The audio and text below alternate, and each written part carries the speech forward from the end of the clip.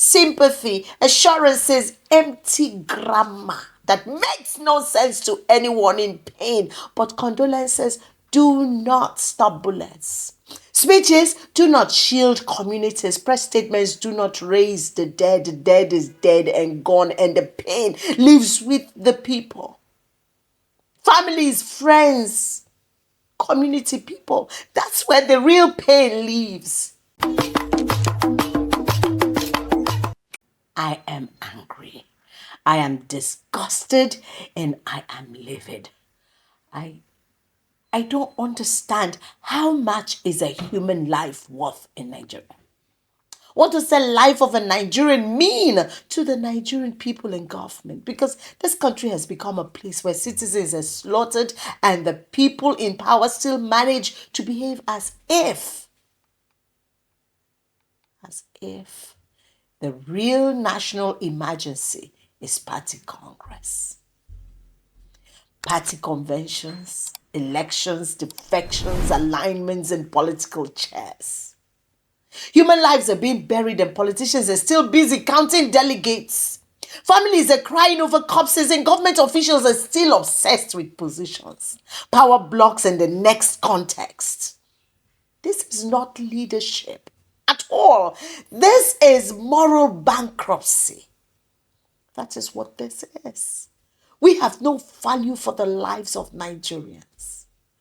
On a Palm Sunday, and people are slaughtered carelessly in Jos, and we're hosting conventions.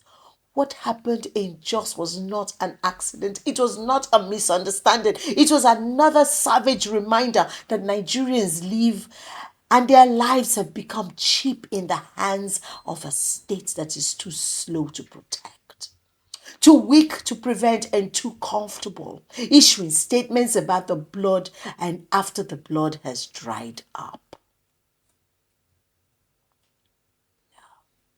Residents said the attackers came in, mingled, then opened fire. Others said security arrived much after the massacre. Imagine that terror. Just imagine that terror. Imagine being trapped in those minutes while the state, as usual, was absent. While the state was busy at a celebration that adds no value to the life of anyone except those of them in that space. The governor showed up in an armored tank. Where is the armored tank to protect the people? And what did he do? More rhetoric. The same tired script. Condemnation, sympathy, assurances, empty grammar that makes no sense to anyone in pain. But condolences do not stop bullets. Speeches do not shield communities. Press statements do not raise the dead. The dead is dead and gone, and the pain lives with the people. Families, friends, community people. That's where the real pain lives. And that is what makes me mad. This government always looks animated when politics is at stake, but strangely helpless when lives are at stake. Just somebody tell me why. Why I should trust the system. When it is time for elections, they mobilize. When it is time for Congress, they organize. When it is time for power bargaining, they strategize. But when ordinary Nigerians are hunted down like animals, suddenly everybody is concerned. Everybody is monitoring the situation. Everybody is calling for calm. No, that's not how you respond to an emergency that wipes off the lives of people in a community. Hell no.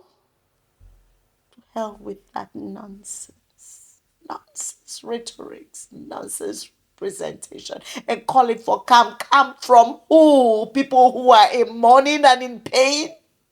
A government that cannot protect life but never misses a political meeting is a disgrace to the idea of government itself. A leadership class that treats insecurity like background noise while treating politics like holy script should be called what it is: shameless. So let me say it as clearly and as bitterly as it deserves to be said. Shame on this Nigerian government, both present and past. Shame on all of you. Shame on a system that has normalized mass death. Shame on leaders who appear more loyal to political ambition than to human life. Shame on every authority that has allowed Nigerians to become mourners in their own country, and over and over and over and over again. Shame on all of you. Just as bleeding, several other places will bleed after now. Nigerians are exhausted. We are totally exhausted, and this government should hang its head in shame. Shame on all of you. That's the bitter truth, that we should all look at you straight in the eye and say, shame on this failed system that calls itself government. My name is Hilda Dokubo, and this is the Oracle, and this Oracle will continue to speak.